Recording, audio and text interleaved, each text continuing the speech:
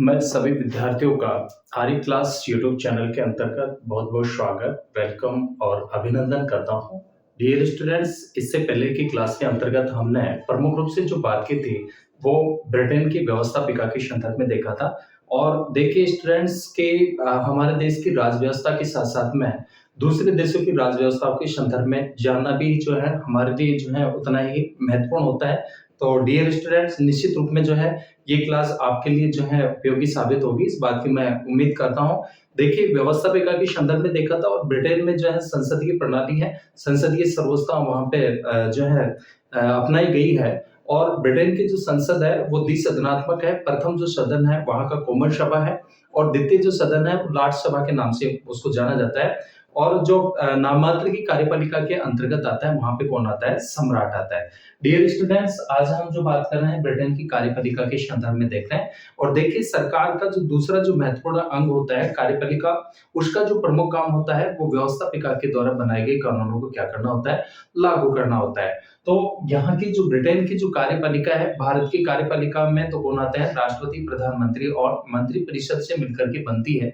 लेकिन ब्रिटेन में जो कार्यपालिका है वो सम्राट, प्रधानमंत्री और मंत्रिपरिषद से मिलकर के बनती है। ठीक है ना? तो आपको जनरली ध्यान रखना है कि ब्रिटेन की जो कार्यपालिका का निर्माण है, सबसे पहले हम जब इसका जो है निर्माण की बात करें, कार्यपालिका के निर्माण के संदर्भ में देखें, तो कार्यपालिका के निर्माण के अंतर्गत की किससे मिलकर के बनती है? एक तो जो है सम्राट आता है।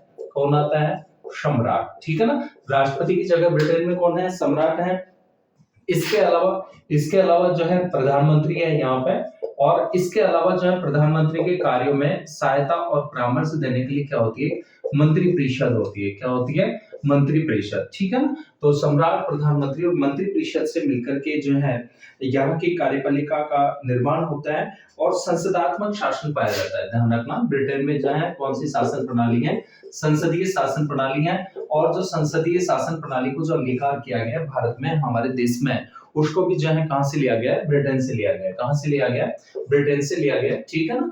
इसके अलावा जो है कि मुख्य जो विशेषता है संसदीय शासन में, इसमें जो है दोहरी कार्यपालिका देखने को मिलती है। कौन सी कार्यपालिका देखने को मिलती है? दोहरी कार्यपालिका। और दोहरी कार्यपालिका का जो मतलब होता है कि एक वास्तविक कार्यपालिका होती है और एक जो होती है वो नाममात्र की कार्यपालिका होती है। देखिए वास्तविक जो कार्यपालिका है, वास्तविक कार्यपालिका के अंतर्गत तो कौन-कौन आता है? प्रधानमंत्री आते हैं और मंत्रिपरिषद आते हैं। जबकि नाममात्र की कार्यपालिका के अंतर्गत कौन आता है? सम्राट आता है। ठीक है ना? तो ब्रिटेन में भी जो है दोहरी कार्यपालिका है, जैसे हमारे देश में भी दोहरी कार्यपालिका देखने को मिलती है संसदीय शासन प्रणाली के अंतर्गत। की वास्तविक कार्यपालिका में तो भारत में प्रधानमंत्री और मंत्रिपरिषद होता है, जबकि नाममात्र की जो कार्यपालिका होती है उसमें कौन होता है? राष्ट्रपति होता है। ऐसे ही ब्रिटेन में नाममात्र की कार्यपालिका और दोहरी कार्यपालिका, दो प्रकार की कार्यपालिका देखने को मिलती है। वास्तविक कार्यपालिका में प्रधानमंत्री और मंत्रिपरिषद होते हैं, जबकि नाममात्र की कार्यपालिका में यहाँ कौन आता है? सम्राट आता है। ठीक है ना? इसके अलावा डियर स्टूडेंट्स, आपको ध्यान रखना है कि संसदीय शासन प्रणाली के जनक के रूप में जो है किसको जाना जाता है? ब्रिटेन को जाना जाता है। ठीक है ना? इसके अलावा जो है कि दोहरी कार्यपालिका, नाममात्र और वास्तविक कार्यपालिका में आता है प्रधानमंत्री और मंत्रिपरिषद। ठीक है ना? अब जो हम बात करेंगे राजा और राजमुकुट की बात करेंगे। यहाँ का जो सम्राट है राजा व राजमुकुट। ठीक है ना? राजमुकुट किसका प्रतीक होता है? शक्तियों का प्रतीक होता है, ताज जिसको बोलते हैं। और इसमें जो है शक्तियां निहित होती है। राजमुकुट को जो सम्राट होता है, राजा होता है, वो क्या करता है? धारण करता है। राजा एक व्यक्ति के रूप में होता है, जबकि राजमुकुट जो होता है किसके रूप में होती है? एक संस्था के रूप में होती है। ठीक है? किंग और क्राउन। ठीक है? किंग और क्राउन। किंग और जो क्राउन है, राजा या जो राजमुकुट है, देखिए राजा या सम्राट वह व्यक्ति है जो समय विशेष पर ब्रिटिश राज्य के प्रमुख का पद धारण करता है। और जबकि राजमुकुट राज्य शक्ति का प्रतीक है। राजमुकुट किसका प्रतीक है? ध्यान रखना, ये जो राजमुकुट है ये राज्य शक्ति का प्रतीक है। किसका प्रतीक है? राज्य शक्ति का प्रतीक है। और इसके अलावा जो है जिसे सम्राट अपने सिर पर धारण करता है। राजमुकुट को कौन धारण करता है? राजा या सम्राट क्या करता है? धारण करता है। ठीक है ना? धारण करता है किसको? राजमुकुट को। और संवैधानिक रूप से राजमुकुट एक संस्था है जिसमें राजा, कैबिनेट, लोक सेवाएं और वे सभी जिनके द्वारा प्रशासनिक सत्ता का उपयोग किया जाता है, वो सभी किसके अंतर्गत आते हैं? वे सभी जो है किसके अंतर्गत आते हैं? राजमुकुट के अंतर्गत आते हैं। किसके अंतर्गत आते हैं? राजमुकुट के अंतर्गत आते हैं। जैसे सिडनी लॉ ने कहा है कि राजमुकुट को सुविधाजनक, क्रियाशील या काम चालक उपकल्पना कहा है। मुंडो ने कहा है कि क्राउन के संबंध में कहा कि यह एक कृत्रिम न्याय व्यक्ति है जो न तो शरीर धारण करता है और न ही कभी मरता है। ये अकॉर्डिंग कोटेशन आपको ध्यान रखना है। किसके अनुसार? मुंडो के अनुसार। इसके अलावा प्रोफेसर आर के अनुसार कि राजमुकुट सर्वोच्च कार्यपालिका तथा शासन में नीति निर्माण की संस्था है जिसका अर्थ राजा, मंत्रियों और संसद का क्या होता है? सम्मिश्रण होता है। ठीक है ना? अब हम मोस्टली अंतर की बात करेंगे किस-किस में? सम्राट में और राजमुकुट में। इसकी बात करते हैं, अंतर की बात करते हैं। देखिए अंतर के अंतर्गत देखें तो राजा एक व्यक्ति है जबकि राजमुकुट एक क्या है? संस्था है। ठीक है ना? राजा तो क्या है? राजा एक जो है व्यक्ति के रूप में होता है। राजा एक व्यक्ति है और जबकि यहाँ का जो राजमुकुट है, जबकि राजमुकुट एक क्या है? एक संस्था के रूप में है। ठीक है ना? किसके रूप में है? एक संस्था के रूप में है। ये मोस्टली जो है अंतर होता है। इसके अलावा सम्राट अस्थायी और राजमुकुट क्या है? स्थायी है। दूसरा अंतर देखें तो जो सम्राट है, सम्राट क्या होता है? अस्थायी होता है। जो है सम्राट अस्थायी, जबकि राजमुकुट क्या है? स्थायी है। जबकि राजमुकुट क्या होता है? स्थायी है। राजमुकुट क्या है? स्थायी है। ठीक है ना? ये दूसरा जो है महत्वपूर्ण जो अंतर है सम्राट और राजमुकुट में। इसके अलावा जैसा ब्लैकस्टोन ने कहा कि हेनरी एडवर्ड तथा जॉर्ज की मृत्यु हो सकती है लेकिन राजमुकुट सदैव जीवित रहते हैं। और इंग्लैंड में इसलिए एक लोकोक्ति भी है कि सम्राट मृत है और सम्राट जो है चिरंजीवी हो। ठीक है ना? एक लोकोक्ति भी जो है यहाँ पे प्रचलित है। इसके अलावा जो है सम्राट व्यक्तिक है, राजमुकुट सामूहिक होता है। तीसरा अंतर देखें तो सम्राट व्यक्तिक है जबकि राजमुकुट सामूहिक होता है। और वास्तविक प्रशासन में सम्राट शक्तिहीन है जबकि राजमुकुट सर्वशक्तिशाली है। ठीक है ना? राजमुकुट किसके रूप में होता है? सर्वशक्तिशाली है। इसके अलावा जो है डियर स्टूडेंट्स, ब्रिटेन में प्रचलित कहावत है जैसे जैसे प्रजातंत्र का विकास होता है राजमुकुट की शक्ति बढ़ जाती है। और सम्राट राजतंत्र का प्रतीक है, राजमुकुट लोकतंत्र का प्रतीक है। सम्राट तो किसका प्रतीक है? ये जो है राजतंत्र का प्रतीक होता है और जबकि राजमुकुट किसका प्रतीक है? लोकतंत्र का प्रतीक है। इसलिए राजतंत्र और लोकतंत्र का जो सम्मिश्रण है वो हमें ब्रिटेन में देखने को मिलता है। ठीक है ना? इसके अलावा जो है कि सम्राट के संबंध ब्रिटेन में सम्राट वंशानुगत होते हैं। ध्यान रखना, राजा या सम्राट क्या होता है? ये वंशानुगत होता है। क्या होता है? वंशानुगत होते हैं। और सम्राट के संबंध में उत्तराधिकारी का जो नियम है कि सम्राट के उत्तराधिकारी के संबंध में यह नियम प्रचलित है कि सम्राट साम्राज्ञी का ज्येष्ठ पुत्री सिंहासन पर बैठेगा। और यदि किसी राजा की संतान नहीं है या किसी कारण से राजा को पद से हटा दिया गया हो तो ऐसी स्थिति में संसद उत्तराधिकारी की व्यवस्था करती है। ठीक है ना? यहाँ की जो ब्रिटेन की जो संसद है, अगर राजा को किसी कारणवश पद से हटा दिया जाता है तो यहाँ की जो संसद है वो उत्तराधिकारी की क्या करती है? मोस्टली रूप में क्या करती है? व्यवस्था करती है। किसकी व्यवस्था करती है? उत्तराधिकारी की क्या की जाती है? व्यवस्था की जाती है। किसके द्वारा? संसद के द्वारा, यहाँ की पार्लियामेंट के द्वारा, क्योंकि ब्रिटेन में हमें जो है संसदीय सर्वोच्चता जो है देखने को मिलती है। ठीक है ना? इसके बाद में जो है उदाहरण के रूप में देखें कि 1689 में स्टुअर्ट वंश के राजा जेम्स द्वितीय ने इंग्लैंड छोड़ दिया था तो ब्रिटिश संसद ने विलियम को राजा और रानी बनाया। ठीक है ना? ब्रिटिश संसद ने विलियम को क्या बनाया? राजा, और यहाँ पे रानी बनाया जाता है। और संतान नहीं होने पर, जैसे उदाहरण के रूप में 1701 में रानी एन की संतान नहीं होने के कारण संसद ने उत्तराधिकार नियम पारित कर हैनोवर वंश के राजा जॉर्ज प्रथम को सम्राट का पद क्या किया? प्रदान किया। और ब्रिटेन में वर्तमान समय में सम्राट के उत्तराधिकार का नियम सन 1702 के उत्तराधिकार के नियम के द्वारा ही निर्धारित किया जाता है तथा ब्रिटेन की संसद को इस नियम में संशोधन करने की क्या है? शक्ति प्राप्त है। और वर्तमान में ब्रिटेन के जो राजा चार्ल्स तृतीय 2022 में बना था तथा अन्य राष्ट्रमंडल देशों के क्या है प्रमुख हैं। सम्राट के वेतन भत्तों की बात करें तो ब्रिटेन में सम्राट का जो वेतन है भत्ते हैं वो जो निर्धारित किए जाते हैं किसके द्वारा निर्धारित किए जाते हैं, संसद के द्वारा किए जाते हैं। और स्वीकृत राशि सम्राट के जीवन काल में कोई कटौती नहीं की जाएगी। सम्राट का वेतन कर मुक्त होता है, लगभग 14 करोड़ पाउंड सालाना इनको मिलता है। और शाही परिवार के अन्य सदस्यों को भी राष्ट्रीय कोष के वेतन भत्ते और खर्च के रूप में वार्षिक अनुदान दिया जाता है जिसे सिविल सूची कहा जाता है। और सिविल सूची की राशि संचित निधि पर क्या होती है, भारित होती है। अब हम बात करेंगे ब्रिटेन के राजा या सम्राट की प्रमुख शक्तियां, ठीक है ना। सम्राट की शक्तियों के संदर्भ में अब हम बात करेंगे कि मोस्टली जो है सम्राट के पास में कौन कौन सी शक्तियां होती हैं, जबकि नाम मात्र की कार्यपालिका में आते हैं और वास्तविक कार्यपालिका में आता है प्रधानमंत्री और मंत्रिपरिषद, ठीक है ना।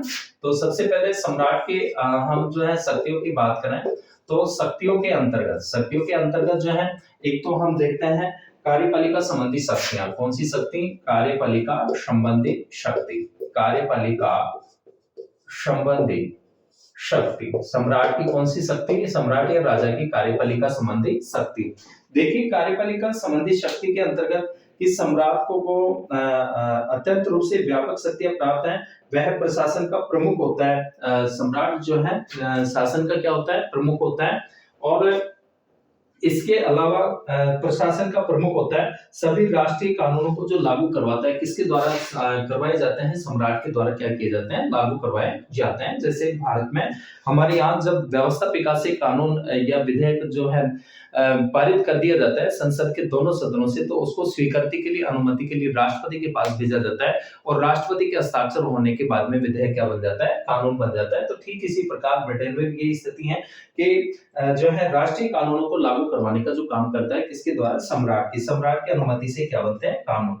दूसरी बात करें तो पीएम प्रधानमंत्री की नियुक्ति करता है और पीएम के परामर्श से अन्य मंत्रियों की नियुक्ति करता है। डियर स्टूडेंट्स, ये कह सकते हैं कि जो स्थिति भारत में राष्ट्रपति की है, ब्रिटेन के अंतर्गत जो है वो स्थिति जो है किसकी देखने को मिलती है, हमें लगभग सम्राट के संदर्भ में हमें वो स्थिति देखने को मिलती है। इसके अलावा देश के सभी कुछ पदाधिकारी जैसे जल, थल, वायु सेना के समस्त पदाधिकारी जो होते हैं, सेनापति होते हैं, उनके जो सेनाध्यक्ष होते हैं, उनकी नियुक्ति जो की जाती है वो किसके द्वारा की जाती है, सम्राट के द्वारा की जाती है। किसके द्वारा की जाती है, सम्राट के द्वारा।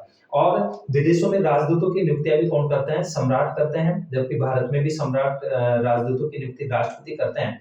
अन्य देशों के साथ संबंध, औपनिवेशिक राज्य, अधीनस्थ प्रदेशों का शासन कार्य सम्राट के द्वारा निर्धारित और संपादित किया जाता है। सम्राट राष्ट्रीय कोष का नियंत्रण व संचालन करता है, स्थानीय स्वशासन की देखभाल करता है और युद्ध की घोषणा तथा संधि वार्ता भी जो है राज मुकुट के द्वारा ही जो है की जाती है। किसके द्वारा की जाती है, राज मुकुट के द्वारा, जिसको कौन धारण करता है, सम्राट या राजा क्या करते हैं, धारण करते हैं। तो ये जो शक्तियां आती हैं कौन सी शक्तियों के अंतर्गत आती हैं, कार्यपालिका संबंधी शक्तियों में आती है। डियर स्टूडेंट्स, जैसे राष्ट्रीय कानूनों को लागू करवाना, इसके अलावा महत्वपूर्ण जो पदाधिकारी होते हैं उनकी नियुक्ति करना, पीएम की नियुक्ति करना, तो ये कार्यपालिका संबंधी शक्तियों के अंतर्गत आती हैं। दूसरी हम बात करें व्यवस्थापिका संबंधी शक्ति, सम्राट की व्यवस्थापिका संबंधी शक्ति, व्यवस्थापिका संबंधी शक्ति, ठीक है। जो व्यवस्थापिका संबंधी शक्ति है इसमें कि सम्राट को व्यवस्थापन संबंधी अनेक शक्तियां प्राप्त हैं। जैसे ब्रिटेन में कानून निर्माण शक्ति संसद सहित राजा को प्राप्त है।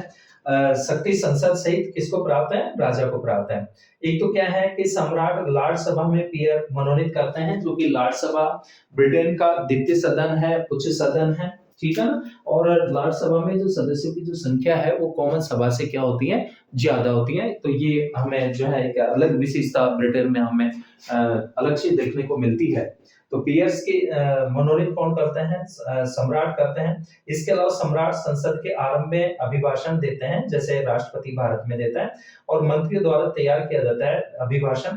सम्राट निम्न कॉमन सभा के चुनाव की तिथि भी घोषित करते हैं।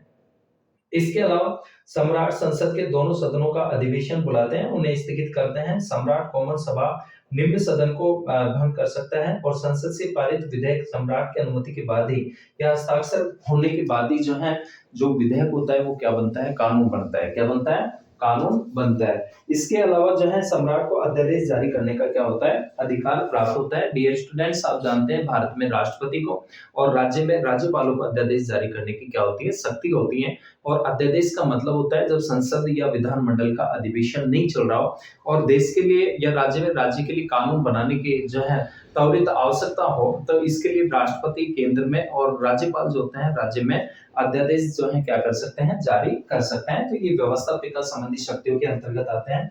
और इसके अलावा जो है सम्राट को स्वयं परिषद आदेश जारी करने की शक्ति है। सम्राट यह कार्य मंत्रियों और प्रशासनिक विभागों के माध्यम से करता है। इसको प्रदत्त व्यवस्थापन भी कहा जाता है। क्या कहा जाता है, प्रदत्त व्यवस्थापन भी कहा जाता है। यानी जब कानून निर्माण की जो पावर है, जब जो व्यवस्थापिका है जो कार्यपालिका को सौंप देती है, तो उसको क्या कहेंगे, उसको प्रदत्त व्यवस्थापन कहा जाता है। ठीक है। इसके बाद में हम बात करते हैं न्यायिक शक्ति की। सम्राट की कौन सी शक्ति, न्यायिक शक्ति, जुडिशियल जो पावर है न्यायिक शक्ति के संदर्भ में।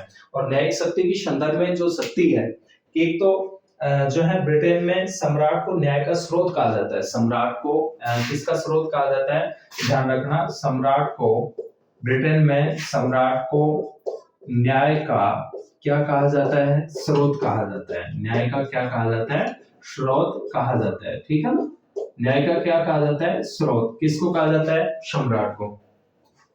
इसमें जो है कि ब्रिटेन के सभी न्यायालय सम्राट के न्यायालय कहलाते हैं और सम्राट सभी न्यायाधीशों की नियुक्ति करता है। भारत में भी जो है उच्च न्यायालय और सर्वोच्च न्यायालय के मुख्य न्यायाधीश और न्यायाधीशों की जो नियुक्ति की जाती है किसके द्वारा की जाती है, राष्ट्रपति के द्वारा की जाती है। और ब्रिटेन में जो है न्यायाधीशों की नियुक्ति भी कौन करता है, सम्राट करते हैं। ठीक है। इसके अलावा जो है और हम देखें न्यायिक शक्तियों के अंतर्गत ही कि तथा संसद की प्रार्थना पर उन्हें पद से हटा सकता है। सम्राट अपराधियों के दंड को कम कर सकता है तथा उन्हें क्षमा प्रदान कर सकता है। नेक्स्ट जो बात करें तो धार्मिक शक्ति की, नेक्स्ट जो है कौन सी शक्ति आती है, धार्मिक शक्ति आती है। ठीक है, कौन सी शक्ति, धार्मिक शक्ति। और धार्मिक शक्ति के अंतर्गत कि इंग्लैंड में एंग्लिकन चर्च है और रानी एलिजाबेथ के समय से ही सम्राट उनका प्रमुख होता है। सम्राट चर्च के समस्त अधिकारियों जैसे आर्क बिशप, डीन और कैनन की नियुक्ति करता है। सम्राट कैंटरबरी और यार्क के धार्मिक सम्मेलन बुलाता है और इन सम्मेलनों के द्वारा पारित नियमों पर सम्राट के हस्ताक्षर आवश्यक है।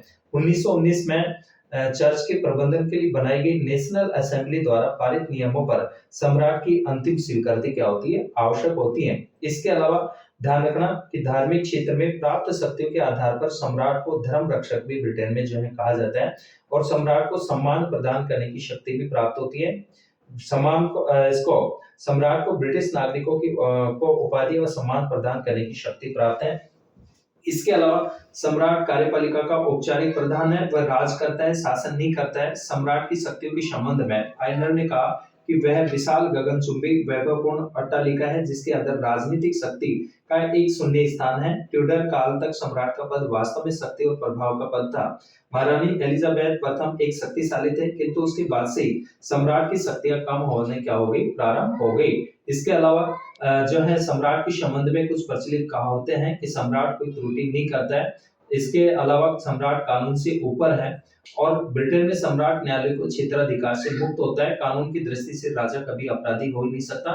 जैसा कि डायसी ने कहा कि सम्राट पीएम को गोली मार दे तो भी इंग्लैंड में ऐसी कोई व्यवस्था नहीं है जिसके आधार पर उसके विरुद्ध कानूनी कार्रवाई की जा सके।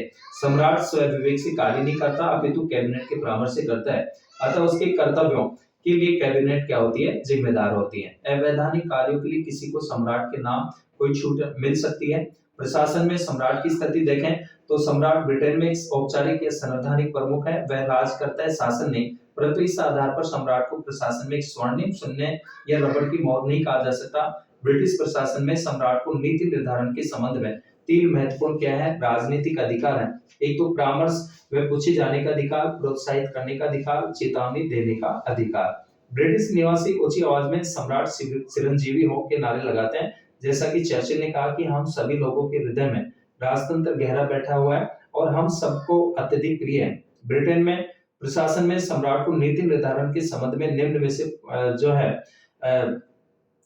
इसमें से अगर हम देखें कि प्रशासन में सम्राट को नीति निर्धारण के संबंध में राजनीतिक जो अधिकार प्राप्त नहीं है, केवल राजनीतिक शक्ति का अधिकार प्राप्त नहीं है, बल्कि परामर्श व पूछे जाने का भी अधिकार है, प्रोत्साहित करने का अधिकार है और चेतावनी देने का अधिकार है। ठीक है।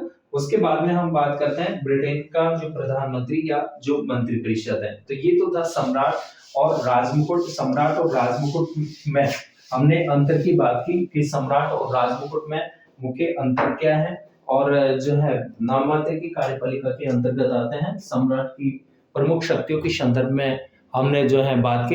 अब हम बात करेंगे जो वास्तविक कार्यपालिका में आते हैं, प्रधानमंत्री व मंत्रिपरिषद। ठीक है ना, प्रधानमंत्री व मंत्रिपरिषद, ध्यान देना, प्रधानमंत्री व मंत्रिपरिषद, प्रधानमंत्री व मंत्रिपरिषद। देखिए, वास्तविक शक्तियों का जो प्रयोग किया जाता है प्रधानमंत्री और मंत्रिपरिषद के द्वारा किया जाता है, और ब्रिटेन में संसदात्मक शासन प्रणाली अपनाए जाने के कारण वास्तविक कार्यपालिका संबंधी शक्ति जो है पीएम, प्रधानमंत्री और मंत्रिमंडल में क्या होती है, निहित होती है। ठीक है ना, वास्तविक कार्यपालिका संबंधी शक्ति, जैसे भारत में वास्तविक कार्यपालिका संबंधी जो शक्तियां हैं वो किसमें निहित होती हैं, प्रधानमंत्री और मंत्रिपरिषद में निहित होती हैं। तो यहाँ पर ब्रिटेन में वास्तविक कार्यपालिका संबंधी शक्ति जो निहित है वो किसमें होती है, वो प्रधानमंत्री और मंत्रिपरिषद में। ठीक है ना, ये वास्तविक शक्तियों का जो प्रयोग करते हैं कौन करते हैं, प्रधानमंत्री और मंत्रिपरिषद करते हैं। तो चलिए विस्तार से अपन देखते हैं। तो ब्रिटेन में पीएम मंत्रिमंडल का क्या होता है, प्रधान होता है। भारत में भी प्रधानमंत्री मंत्रिमंडल का प्रधान होता है। पीएम की महत्वपूर्ण स्थिति होने के कारण वहां मंत्रिमंडलीय सरकार के स्थान पर प्रधानमंत्री सरकार कहा जाने लगा। जैसा कि आरएचएस क्रॉसमैन ने कहा कि युद्धोत्तर काल में मंत्रिमंडलीय शासन प्रधानमंत्री के शासन के परिणत बदलाव हो रहा है। पीएम की नियुक्ति की बात करें हम, सबसे पहले प्रधानमंत्री की नियुक्ति। तो पीएम की जो नियुक्ति की जाती है किसके द्वारा की जाती है, सम्राट के द्वारा की जाती है। नियुक्ति के संदर्भ में बात करें तो प्रधानमंत्री की जो नियुक्ति करता है कौन करता है, सम्राट करता है। भारत में प्रधानमंत्री की नियुक्ति किसके द्वारा की जाती है, राष्ट्रपति के द्वारा की जाती है। देखिए, सम्राट के द्वारा ब्रिटिश संसद के जो निम्न सदन है, और यहाँ का जो निम्न सदन है वो कौन सा है, कॉमन सभा है। ठीक है ना, कॉमन सभा। और द्वितीय जो सदन है वो कौन सा है, लॉर्ड सभा है। तो कॉमन सभा में बहुमत प्राप्त दल के नेता को सम्राट पीएम नियुक्त करता है, तथा पीएम के लिए एक संसद का सदस्य होना अनिवार्य है, परंतु यह परंपरा स्थापित हो गई है कि पीएम निम्न सदन का ही सदस्य होना चाहिए। ठीक है ना, जबकि हमारे यहाँ राज्यसभा से भी हो सकते हैं। 1963 में सम्राट के द्वारा लॉर्ड सभा के सदस्य सर एलेक डगलस को पीएम नियुक्त किया गया स्वविवेक की शक्ति के आधार पर, लेकिन यह परंपरा अब क्या हो गई, समाप्त हो गई। एक विशेष बात ध्यान रखना कि ब्रिटेन में पीएम का पद न हो तो संवैधानिक है और न ही किसी कानून के द्वारा सर्जित किया गया, बल्कि ब्रिटेन में पीएम का जो पद है ऐतिहासिक विकास का परिणाम है। अर्थात यह जो पद है, प्रधानमंत्री का जो पद है वो कैसा पद है, एक विकसित पद है। ठीक है ना, इसका धीरे धीरे क्या हुआ है, विकास हुआ है। धीरे धीरे इस पद का क्या हुआ है, विकास हुआ है। तो ये विकसित है। इसके अलावा जो है तो विकास का परिणाम है। 1714 में जॉर्ज प्रथम के काल में जॉर्ज प्रथम ने मंत्रिमंडल की बैठकों में शामिल होना बंद कर दिया, तो उनकी बैठकों की अध्यक्षता के लिए एक पदाधिकारी नियुक्त किया गया जो मंत्रिमंडल का प्रधान बना और वह उनकी बैठकों की अध्यक्षता करता था। इसी परंपरा से ब्रिटेन में पीएम के पद का क्या हुआ, उदय हुआ। इस प्रकार जो है 1721 में नियुक्त सर रॉबर्ट वॉलपॉल ब्रिटेन के प्रथम प्रधानमंत्री बने। ध्यान रखना, ब्रिटेन के जो प्रथम प्रधानमंत्री थे कौन थे, रॉबर्ट वॉलपॉल। ठीक है ना, रॉबर्ट वॉलपॉल ये प्रथम क्या बने, पीएम बने। प्रथम क्या बनते हैं, प्रधानमंत्री बनते हैं। कब बनते हैं, 1721 में। कब बने, 1721 में। ठीक है, और इनको प्रथम जो है प्रधानमंत्री बनाया गया, परंतु पीएम शब्द का प्रयोग पहली बार उल्लेख 1818 में किया गया, जब लॉर्ड पिकिंसफील्ड ने बर्लिन संधि पर हस्ताक्षर करने के लिए अपने आप को राजकीय कोष का प्रथम लॉर्ड इंग्लैंड का जो है पीएम रखा। 1906 में पीएम का स्थान निर्धारित करते हुए इसे राज्य का चौथा नागरिक माना गया, और 1937 के राजमुकुट के मंत्रियों से संबंधित कानूनों में पीएम को पहला स्थान दिया गया। ध्यान रखना, ब्रिटेन में उप प्रधानमंत्री के पद की स्थिति नहीं होती, परंतु 1997 और 2001 में जॉन प्रेस्कॉट उप प्रधानमंत्री बनाए गए और 2010 में निक क्लेग उप प्रधानमंत्री बनाए गए। ब्रिटेन में पीएम अन्य किसी मंत्री की नियुक्ति में कोई भेद नहीं होता है। ब्रिटेन के पीएम के कार्य और शक्तियों की हम बात करें, अब बात करते हैं प्रधानमंत्री की कार्य व शक्तियां। तो डियर स्टूडेंट्स, पहली बात तो आपको ये ध्यान रखनी है कि यहाँ की जो कार्यपालिका शक्तियों का जो वास्तविक जो प्रयोग करते हैं, कौन करता है? प्रधानमंत्री और मंत्रिपरिषद करते हैं, जबकि नाम मात्र की कार्यपालिका के अंतर्गत कौन आते हैं? सम्राट आते हैं। और प्रधानमंत्री की जो नियुक्ति की जाती है किसके द्वारा की जाती है? सम्राट के द्वारा की जाती है। ठीक है ना, किसके द्वारा की जाती है? सम्राट के द्वारा। अब हम जो बात करेंगे कार्य व शक्तियों की संदर्भ में, कार्य व शक्तियों के संदर्भ में, तो प्रधानमंत्री की नियुक्ति कौन करता है? सम्राट करता है। सबसे पहले तो मंत्रिमंडल का निर्माण करता है। ठीक है, उसी प्रकार से जो भारत के प्रधानमंत्री के पास में पावर होती है, शक्तियां होती हैं, तो यहाँ भी क्योंकि संसदीय शासन प्रणाली होने के कारण से भारत के प्रधानमंत्री की शक्तियां और ब्रिटेन के प्रधानमंत्री की शक्तियां लगभग जो है क्या है, वही स्थिति है। तो मंत्रिमंडल का अंत करता है, अर्थात पीएम के त्यागपत्र देने पर पूरी मंत्रिपरिषद क्या हो जाती है? भंग हो जाती है। और निम्न सदन का नेतृत्व करता है, मंत्रिमंडल का कार्य संचालन करता है, सम्राट और मंत्रिमंडल के बीच की कड़ी होती है। ब्रिटिश शासन में पीएम की स्थिति अथवा मंत्रिमंडल में पीएम की स्थिति के संबंध में विभिन्न विद्वानों के अगर हम विचारों की बात करें, तो लास्की ने कहा कि पीएम मंत्रिमंडल का केंद्र बिंदु है, वह उसके अंत केंद्रीय स्थिति में रखता है। लॉर्ड मॉर्ले ने उसे समान पद वाले सहयोगियों में प्रमुख तथा समकक्षों में प्रथम माना है। ऐसे जेनिंग्स ने कहा कि पीएम केवल सामान्य श्रेणी वालों में प्रथम नहीं और न ही केवल हाईकोर्ट के शब्दों में सितारों के बीच चंद्रमा है, वह सूर्य के सदृश से समान है जिसके चारों ओर अन्य नक्षत्र घूमते रहते हैं। ये किसका कोटेशन है? जेनिंग्स का।